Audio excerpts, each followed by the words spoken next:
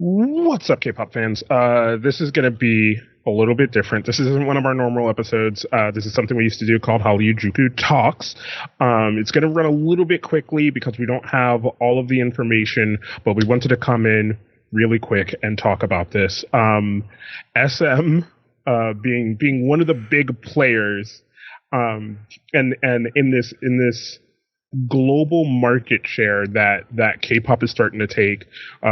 You've heard us on the show talk about BTS's domination on the now growing global market with now having the primary U.S. sales and all these things.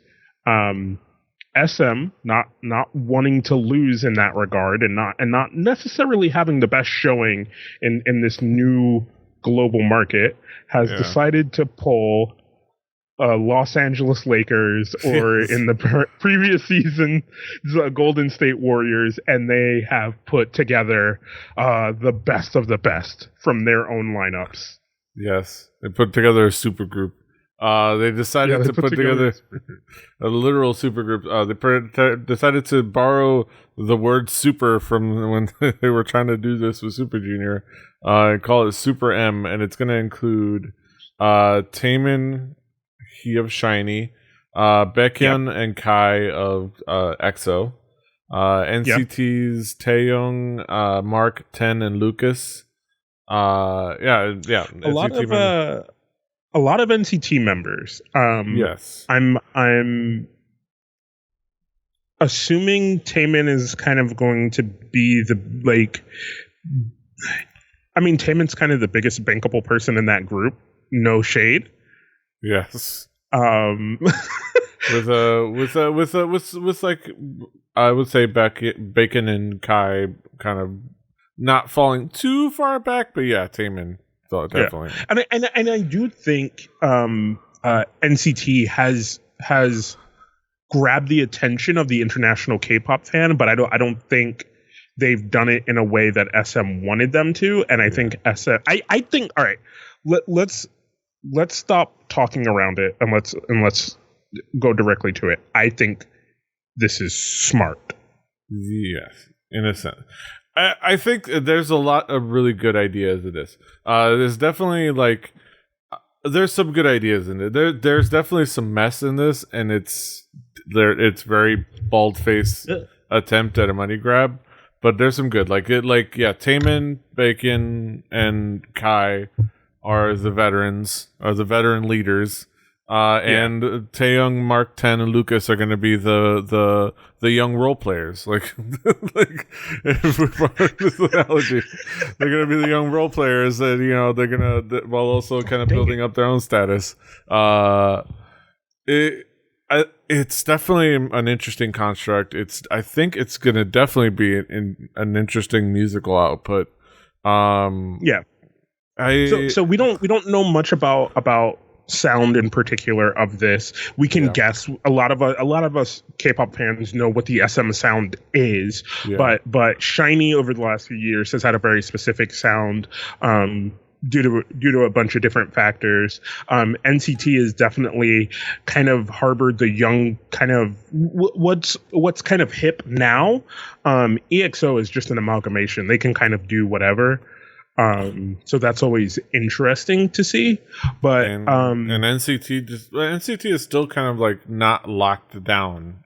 I almost said undefined, but almost I don't want to, because it maybe is a little bit like they're lost. More like they're not locked down to anything in particular. They're kind of a little bit more freeform.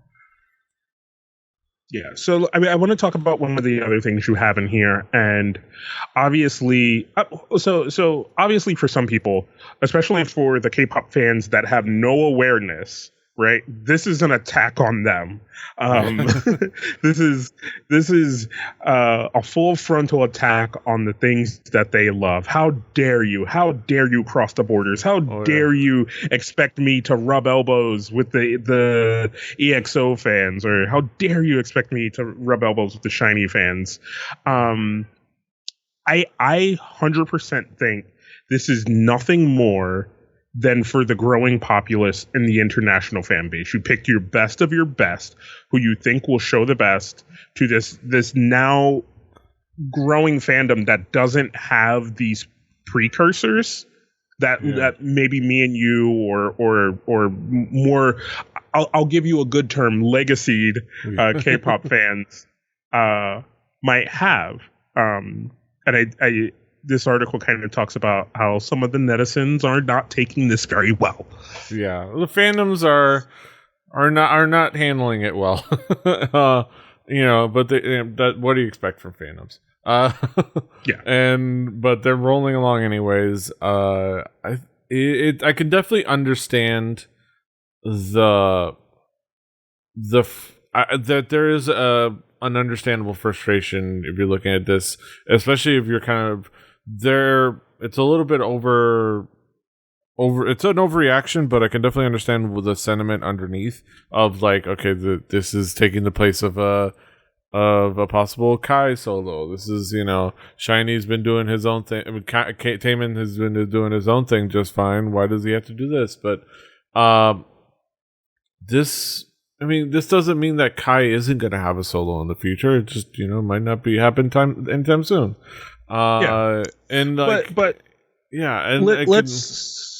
the army are pissed because, well, they're pissed at anything where people think that anybody else is allowed to come out of K-pop. So, yeah, because let's talk about the direct challenge here, right? This attack is going to come full frontal from the United States. They're going to have the backing of Capitol Records because they've been working with Capitol Records on helping with their distribution and publishing and promotional stuff for NCT in America.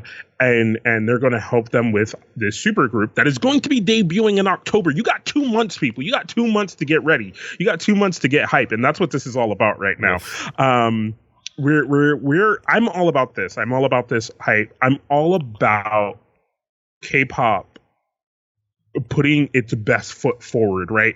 We are seeing a tide turn in K-pop where the fandoms are not the locked in fandoms anymore. It's not people like me and Petey. It's not.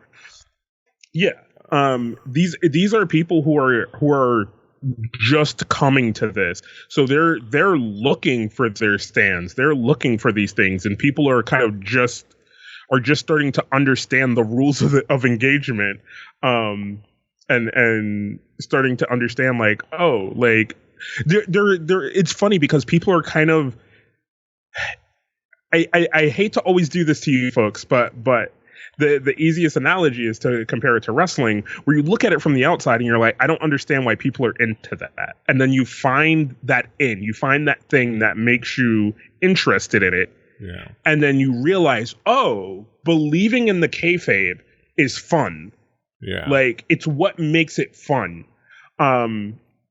And I think this is now going to start to be that part of it where SM is going to be like, this is the global boy group, right? Because BTS is already looked at as the standalone icon of K-pop, but they do need a challenger. I love BTS. I'm here for you, ARMY, but they need a challenger. Yeah. It's the only thing that's going to make them push forward. It's the only thing that's going to drag K-pop forward. You can love BTS all you want, but without a challenger, they only seek to fade into existence. Like a champion only matters if there's people chasing that up the title.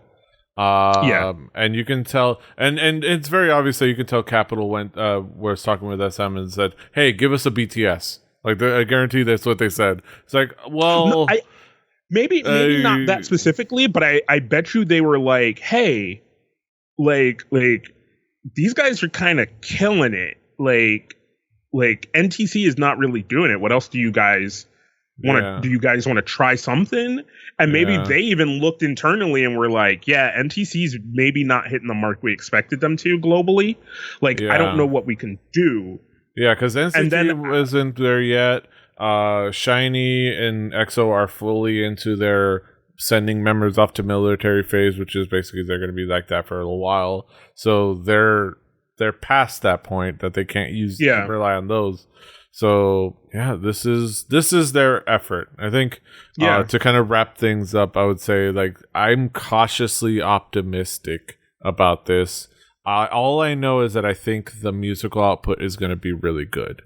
I don't know if it's going to succeed, but I agree. I think if they don't come out strong, if they come out with some basic ass boy group shit, it's automatically X for me. I don't care how you climb back from there. You got to instantly come out with bangers. You have the list of people that Petey named who are in this group: Taemin, Baekhyun, Kai, Taeyong. Like you have people who already understand the pot. They understand how to watch the pot. Like, just give them something to put in it. You don't have to start. You're not starting from the bottom.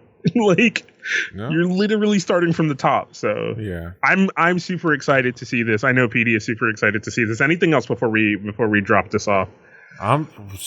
Wait and see. Let's see how it goes. Fighting. Yeah. So be ready. This is going to be the U.S. official debut is going to happen this October.